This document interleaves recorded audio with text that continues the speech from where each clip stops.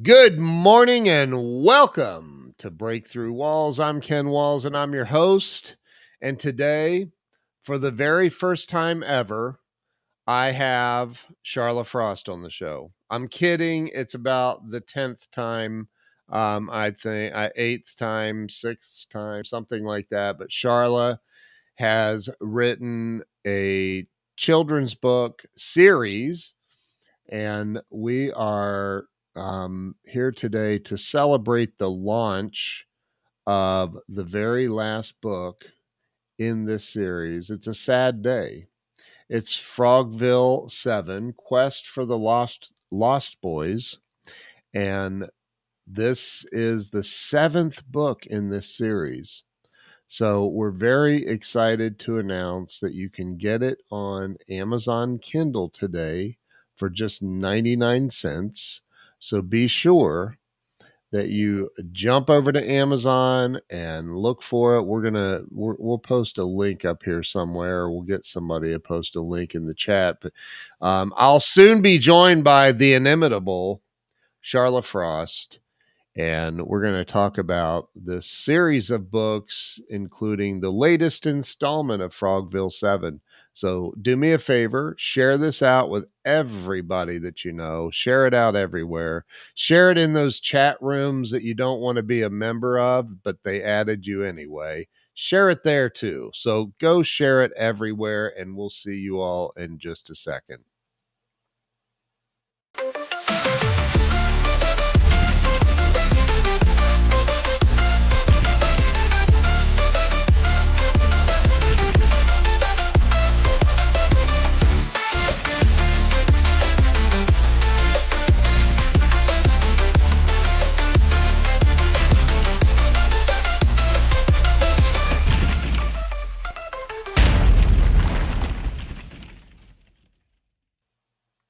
And we're back. Let me bring Sharla on. Sharla, welcome back.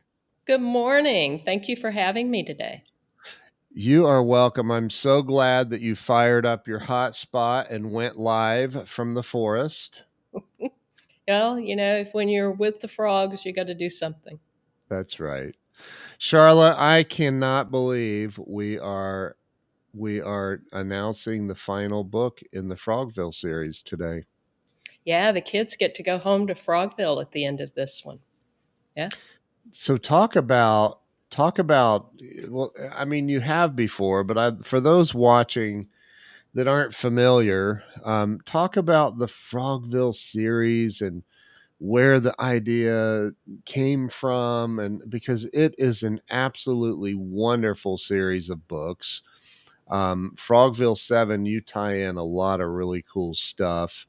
And Jill, my wife, who's your editor on these books, she's like, this is the best book she's ever written. She's blown away by it. So talk a little bit about the series, how it began, and what made you decide to stop at 7. Well, I wanted to do a series of children's books that added something positive to contemporary children's literature. I don't have children, but I have younger cousins. So I've read some of the contemporary stuff, and it's dark. And there's nothing uplifting about it. And I don't really find that it teaches particularly good lessons. So I've had some time during the COVID years, and I thought, why not? I'll try a children's book.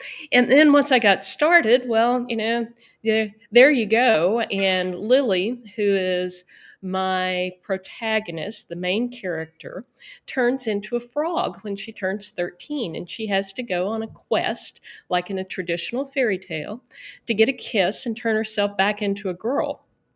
And she does that, but then she discovers her best friend's been turned into a rock, and her brother is having a meltdown, and they have to go help a princess, and then they have to go help a queen and a king, and they're looking for a sword. And in this last book, book 7, the kids are on their way home from having helped King Stephen, who was being invaded by the ogre from Beowulf. And as a result of their success, he sends them back home with a royal escort.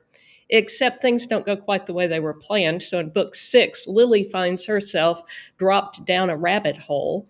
And in book 7, on the same night, the boys get kidnapped and taken to Neverland and dropped off and have to find their way home. So Lily goes and rescues them. And of course, it gets more complicated than there from that because nothing ever goes as planned. But Lily manages to get herself out of trouble. She gets kidnapped by pirates. So today's Halloween. Pirates are a great thing on Halloween. But the stories are fun, and they're based on traditional children's literature and classic mythological literature, which is what you do if you're an old, used up English major. But they've been great fun, and this last one is particularly fun. But seven's kind of a magic number, so seven's okay. I understand. Sorry, I'm trying to share this to a bunch of groups, and I Yes, just and my shared friend it. Lynn just came on and said she just bought a copy. So thank you, I Lynn. know. Yeah. Yeah, Lynn. Lynn's awesome. Thank you, Lynn. And listen, everybody watching here, Lynn just put the instructions up. I love that. Thank you. Go to Amazon, type in her name and the title. Quest, not question. I think autocorrect grabbed Lynn there. Quest for the Lost Boys. On Kindle, it's 99 cents today. Go get it. And what you're going to do by grabbing a copy of the Kindle is you're going to help Sharla take this book to number one on Amazon, which is the ultimate goal. And every other book you've written has been number one on Amazon. And very excited about all of this for you, Sharla. This is and anybody, like, seriously, um, there are 7 books in this series, and we've actually talked about putting together a box set. And I know you've got some really cool things that you're planning for the holidays with putting all these together. So, um, yeah, talk a little bit about that idea of starting from the beginning with book one and going all the way through. Well, if you start at book 1, these books are designed for readers to read on their own from about age 7 and onward. Although one of my most devoted readers is in his 80s, and he grabs them first so he can buy them and give them to his sisters to read. But they if you start at the beginning, you really get the sense of Lily as she matures. Lily in the first book is 13. Her brother was supposed to turn into a frog because the town is cursed, and oops, she's a minute older, so she's the one who unexpectedly turns into the frog. And it's about learning and developing. And Lily is a smart girl. She's not a victim. She's not a crusader. She's a kid who's trying to figure out life. And with each book, she gets successively more confident and she learns more about how to cope with difficulties in life. And those learnings build on each other, starting with book 1 and moving forward. So, for someone who really likes to read, these are good, and they're relatively short. They're about 80 pages, so they're fun for kids, and they're positive. They're where this is not Lemony Snicket, where every day is misery, and they're trying to figure out how to survive. This Right. is something where the kids are. They have challenges and they're dealing with them, but they figure them out. That's right. That's right. Yeah, the world could use some positivity. And reading fun, like you name some of the inspiration behind book 7. You had so many different things that kind of inspired different characters inside book 7. Can you talk a little bit about that? Sure. Book 7 borrows characters from the Peter Pan series, but it's really not a Peter Pan book. The boys who are lost boys and who are looking for structure come from the Peter Pan series. But I also use classic Greek myths. There's a labyrinth, and they have to figure out how to get into the labyrinth. So, for those of you who remember classical studies in either high school or college, assuming they teach any of that in high school or college anymore, uh, they learn how to get into and out of the labyrinth, the maze, to find the treasure that they need to pay for the ransom to get our protagonist out of the belly of the pirate ship. But I was a classics preference person. I wasn't a classics major, I was a straight English major. But I've always found the themes of classic literature to be interesting and instructive. And adults will recognize a lot of the references, children won't. On the other hand, it may cause them to go and look for some of the source materials themselves.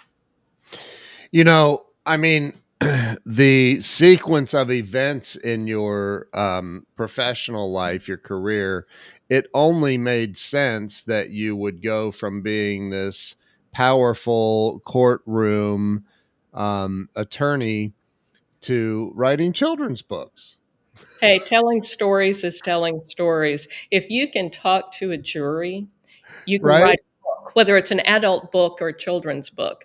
But Right. but it's all about narrative and the hero's journey. And the hero's journey always starts with something catastrophic, and they have to face some complication that they have to overcome. And then they're successful, and the resolution is positive. These are all positive books. Yeah. We manage to make people's lives better. And it's about family. Uh, Lily could have gone home to Frogville the end of six and left the boys to their own devices. But when she finds out that they've been kidnapped, her decision is she has to go and save her brother and their best friend, Burhead Basilwort. Yeah. Right.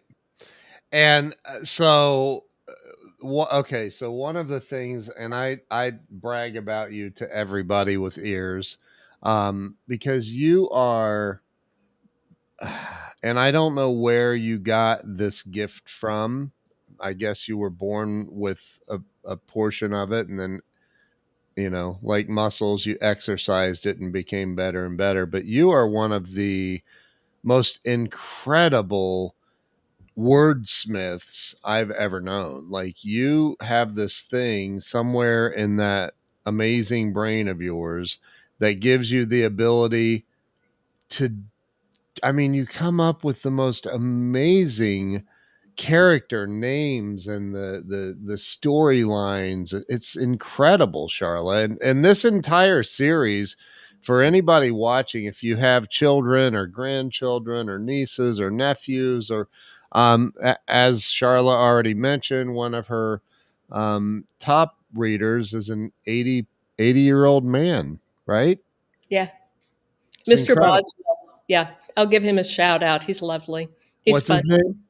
Mr. Boswell. Mr. Boswell. Mhm. So go grab it's 99 cents today on Amazon to get Frogville. Go look up Charla's name well, here. Lynn put it in there. Quest for the Lost Boys, Sharla Frost, Kindle, 99 cents. It's a wonderful little book you can flip through on your iPad, your Kindle, your iPhone, your whatever device you're carrying. If you have the Kindle app, you can go in and flip through it with all of your um, have all the kids gather around and read the story to them. I think we are missing that in this world, is spending that time with our kids, reading to them and with them. I think it would be a fun adventure for you. Yeah, and these are good books to read to read out loud. I've done some readings for some elementary school classes, and I'm always amazed by their grasp of vocabulary. Some of the vocabulary is a little advanced, but that's intentional because the books are designed both to entertain and to educate. And the kids always blow me away. Even the children who don't read that well, we don't do service to them by not realizing they listen to media. They know a lot more vocabulary than we think they do. Yep. And while they may have difficulty translating words on the page into something they understand, you can run these books through Kindle, and the Kindle app will talk to you. You can do things like that, but these are good for children. And I got a really nice note from a friend of mine in Australia, and I won't try to butcher an Australian accent, but he and his wife are reading book 6 to their little boy. And he said that his wife and the little boy both just absolutely love the story. So I suspect that the little boy will really love book 7 because it's more of a boy's book than book 6 was. And book 6, Lily is in what is essentially Alice's Wonderland after she falls down the rabbit hole and can't quite figure out where she is or how to get home. And she has to meet new people and find skills within herself in order to make her way back home. But kids like these books. They're fun. They're light. They are educational. So Yeah. uh, that's kind of the plan. But they're good books. I think it's unbelievably important. I mean, children are no longer taught how to write in cursive, which is mind boggling to me. They're no longer, I mean, my daughter doesn't own not one single, she's in 10th grade, and she does not own one single textbook. Not one. Wow. It's all done on an iPad type device, a tablet. Everything is done electronically now. And I think it is so important that we teach our children to read. Years and years ago, I was taught readers are leaders, and I can remember thinking, man, that seems like there's so many books. That seems like so much work. But you start with the first one, and it may be Frogville 7 for you or you and your children, but get this book. It's 99 cents on the Kindle app. Get the book and seriously read it with your children and watch what happens to their young minds, as especially, you've incorporated a lot of creativity, I guess, with the characters and the storyline and what happens. And um, man, I just love to see children's imaginations open up like that. I watch my daughter, and her vocabulary is sometimes more advanced than mine, way more. I'm like, where did that come from? Who are you? But, I do think that it's important that our children read for sure. Well, and there are studies that show that you process information differently by reading it on a page and turning the pages. There's something about that tactile interaction that is Yeah. different than looking at things digitally. Now, if you're buying the Kindle version today, you're going to be reading it digitally, but Right. maybe that will intrigue you enough that you decide you want your own hard copy. And you asked an interesting question a few minutes ago about where does the ability to tell stories come from. And you have to understand that my great grandfather's nickname was Windy Stevenson because he told such big and tall tales. So I'm not even the 100th most creative person in my family, but there is a genetic component. So you get it honestly, is what you're saying. I think so. And then, spending time at Baylor Law School or on the Southeastern debate team and the English department at Southeastern. And my college has its homecoming this weekend. In fact, Oh, tonight I wow. will be at a dinner. So the timing couldn't be better. When I was in the English department at Southeastern, Dennis Letts and Billy Letts, who people will recognize both from drama and from literature. Billy is the one who wrote Honk and Holler Coming Soon and a couple of other very well regarded books. Her son, Tracy Letts, is famous not only as an actor, but he wrote August, Osage County, and a number of other things. So I was fortunate to be around really creative, wonderful people at Southeastern. One of my great mentors, Dr. Elbert Hill, was an international specialist in children's literature. And the funny story is, he wouldn't let me take his class.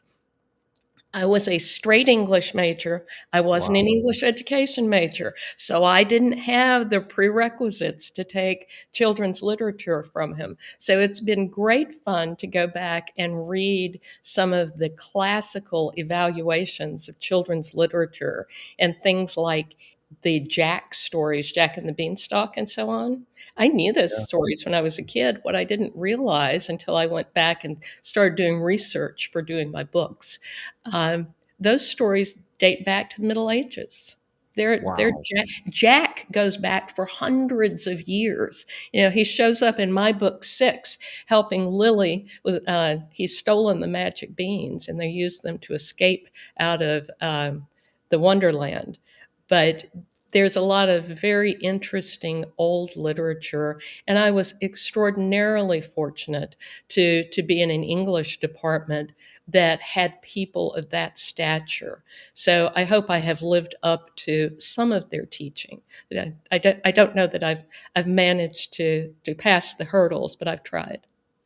I would say this is only my humble opinion, and it's not based on anything I've read of the people that you refer to because I haven't. Um, but I would imagine you've probably blown right past all of them and entered a completely different realm of which they will never have the ability to catch up with you. I wish that were true, but I'm just glad to stand in their shadows. It's nice to be associated with some of those folks. You're so humble. Charla, you've written 7 children's books. You've written 2 adult books for lawyers. I know I mean, you're an author in one of the books that I did, The Network Effect, and you're an author in several other books. I mean, in total, how many books is it now? 12, 13, 14? I don't even know. Uh, I've completed the manuscript for the third of the Power at the Table books. The lawyer books are Power at the Table, the Yeah, Women Lawyer's Guide to Gaining Clients and Control, and Power at the Table 2 that you and I just launched a bit ago, yeah, which is the gender neutral version for those yeah. men who haven't found their inner female. Uh, Right. and so 10 full length books altogether. It's And incredible. have done chapter books going back for a number of years. A very good friend of mine, who's a professor at Oklahoma State University, included a chapter for me in one of her books, the Cappuccino for the Soul series. Then I was in your book. I've been Yeah, a number of other chapter yeah, books. So I don't know. yeah. I haven't even. So, not only that, and anybody not following Charla on social media, I highly recommend it. You put out a missive. Um, it's normally once a week, but you've been very busy doing lawyer stuff too. Um, but and is the preference lawyer or attorney? It doesn't matter to me. But if you're a client and you'll pay me, you can basically call me whatever you want. Yeah. Oh my gosh. Now you just fell into the whole stereotype of lawyers. So I'm You just know, it's what we kidding. get paid to do. I've Right. actually been rewatching the Rumpole of the Bailey series, and it was on PBS, and I never did watch it. I don't typically watch lawyer shows because they drive me crazy because they get everything wrong. Right. But the Rumpole series actually does it pretty right. And what I'm fascinated by is that in the British system, people in the same office can be on both sides of the dispute. So the prosecutor and the Wow. defender can both be from the same chambers, is what they call it. You Oh my can't do that God. in the United States, it would be a conflict. But it Yeah. is fascinating to me that the reality is we are trained to deal with what's in front of us, whatever that is. And that that's a Yeah. different training than what I call normal human beings get. Yeah. And as you Yeah. and I have discussed, the fact that we as lawyers can sit down and have a knockdown, drag out fight about something and then go have a beer is not the way it works in most settings. No. It's the nature of what we do. We're like football players, carry the ball down this way this time, carry the ball that way the next time. That's Yeah. just what we do. We It's aren't. absolutely mind-boggling to me. I'll never understand it. Ever. Never, ever. But, I do so, we're here today to talk about the, book 7, and I'm gonna throw it back up on screen, talk a little bit more about book 7. If I click on this, they won't be able to hear me because I didn't add myself to that screen. I can fix that in a minute, but, Okay. um, you know, talk a little bit more about book 7. It's available today on Amazon for 99 cents. I'm going to put this up on screen and you talk about book 7 a little bit more for those just joining. Okay. Uh, Book 7 is the ultimate book in the series. The kids are going to get to go home at the end of 7. They were on their way home at the end of book 5 and were being escorted by King Stephen's royal guards. But unbeknownst to King Stephen and the kids, there were embedded in the guard some loyalists to Prince Raymond, who is the bad guy in the series. And he has them kidnap the boys and take them and drop them off on what is the island of lost boys. That's Neverland. That's where Peter Pan and his boys are. And Lily finds out that they're missing. And as one does when you have family that's in a bad situation, she gets herself to the island of lost boys so that she can rescue them. And as you can imagine, adventures ensue. She manages to get herself kidnapped. She gets helped by the mermaids who help her deal with the pirates. The boys find a creative way to try and rescue her. So the rescuer becomes the rescuee. But they all have to work together to a common end. And at the end, they are able to overcome adversity and bad guys in order to go home. And going home is really that central part of human existence. We all want to go home, whatever home is and wherever the home fires are. And this series has been about the children growing.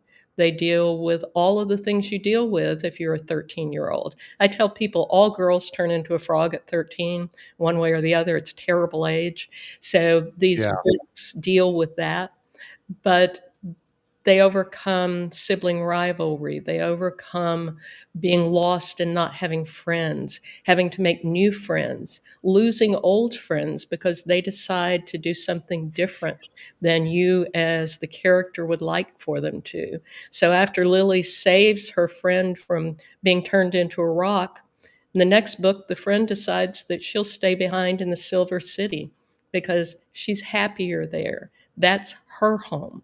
Yeah. Her home is not Lily's home. And Lily then has to move on and face the reality that she'll have to do something different. So, as I said earlier, these books are about the process of dealing with being a teenager. They, they are allegories in that respect. What do? You're 13. You turned into something horrible. You don't know. You woke up one morning and you weren't yourself anymore. Uh, Correct. what do you do? How do you deal with that? And how do you I deal with the people around you? Well, being the parent of well, now 15-year-old, I can tell you one of the ways is to, yell at your parents a lot. Um Well, see, Lily is on a journey, so she's Yeah, not with her parents, so she didn't have to go through that. We have no right. yelling. No yelling.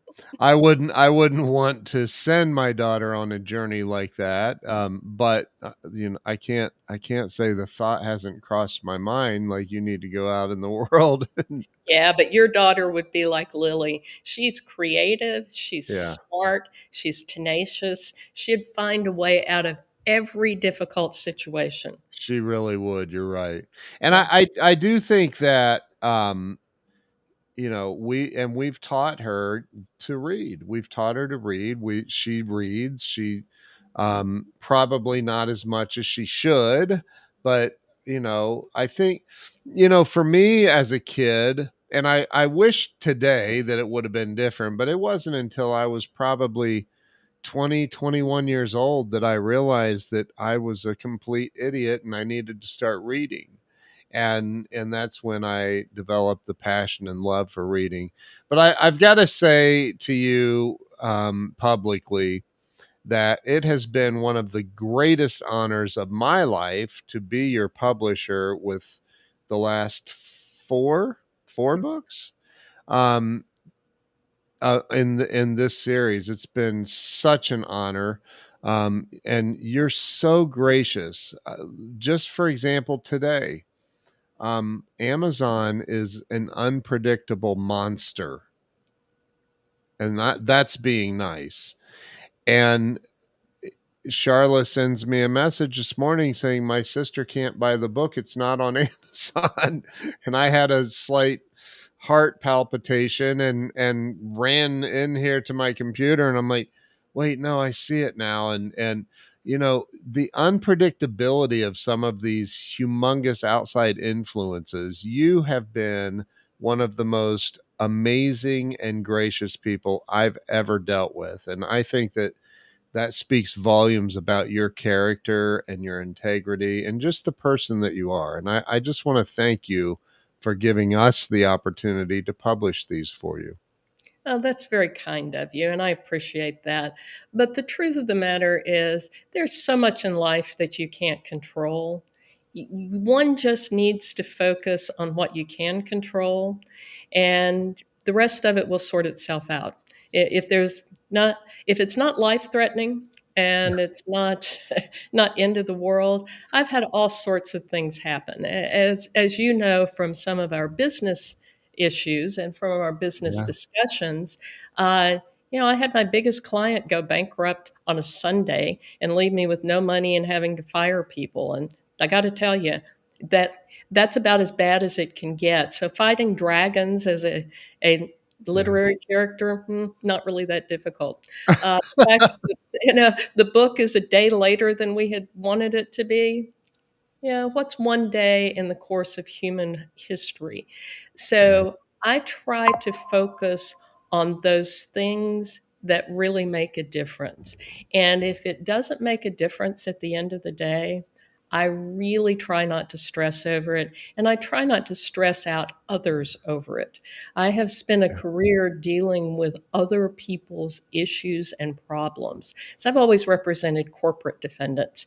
And there's always somebody in the corporation, usually an engineer, not to say anything bad about engineers, but it's usually an engineer who Yeah. has a secret batch of stuff somewhere in the back of their desk because, well, they just thought it'd be a really good idea. Lacks context, doesn't have any meaning, and that's not the person who should have seen it or had it. But that's the person you end up having to deal with or deal with issues because of. Yeah. And you learn fairly quickly to take a deep breath and evaluate, does this really matter or is it just inconvenient? If it's Right. just inconvenient, it'll be fine. Tomorrow, something else will be inconvenient. That's just the way the world works. Yeah, engineers are great people. We need them in this world for Mhm. sure. Um, but they certainly do have, there is a different way that they communicate. It's a Un- different way that they think. You know, the truth yes. of the matter is, uh, it, some people are linear thinkers. I've been accused of being a linear thinker. I don't know that there's anything wrong with that. And some people are creatives, and the rest of the world is somewhere in between. Yeah, And it's the variety that makes the world go round. it And is. you even see the variety in my children's books. The kids are different. The way they approach things are different. And there's Yeah. not anything wrong with any of them. It's just that each of them has a different approach to things. So, everybody, and I mean everybody, please go over to Amazon. Just type in Sharla Frost. You'll see Quest for the Lost Boys. I think, the first or second one you're going to see.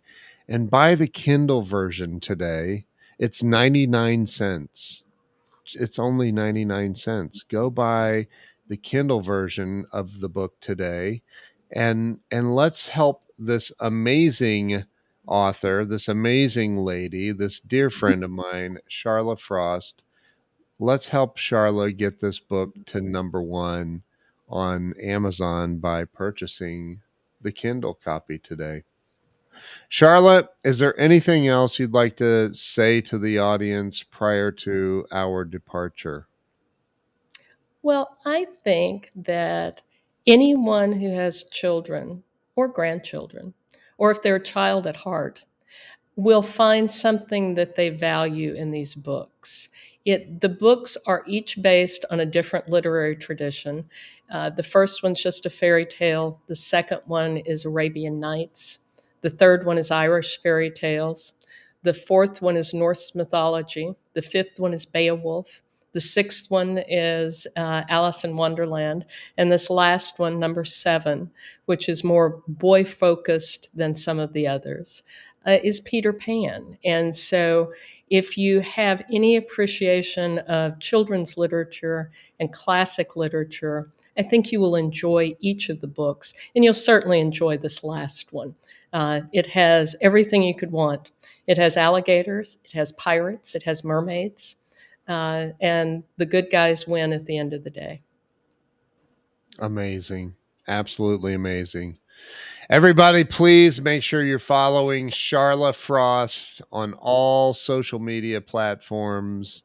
Charla is, as you can tell, an amazing lady with a huge heart, a huge brain.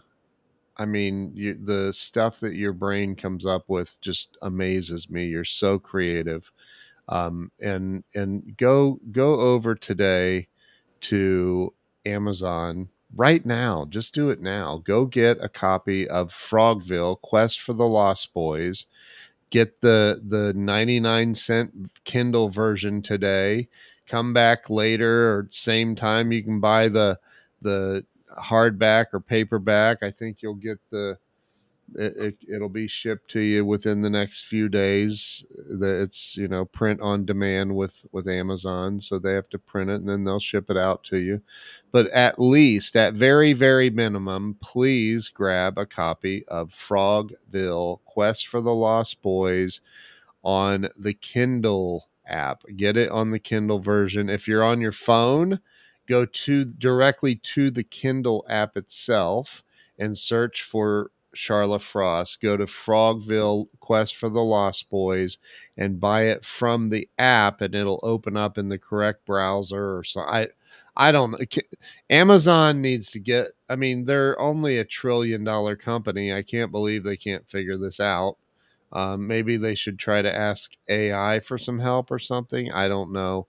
I just want to say hi to a couple of people that are on here: Gigi and Drax and Lynn Serrano. Lynn is an amazing lady. A lot of great people in here. Kevin, who's 1-800 Facts Matter, good friend of mine, good dude. So thank you to everybody who's been on here, who went and purchased a copy of this on Kindle. And thank you to everyone who shared this out. And especially a big, big, loving, warm thank you to you, Sharla. You're amazing. And I'm honored to call you a friend and a client. Friend first, client second, right up there with it. Well, thank you for hosting me today, and thank you for all the help with the book. I'm honored. I'm honored. So everybody go now. Go to Amazon, grab a copy of this. It's only 99 cents today to grab Frogville 7 Quest for the Lost Boys. Sharla Frost, thank you so much. Y'all have a great day. Bye, guys. Thank you. Bye-bye.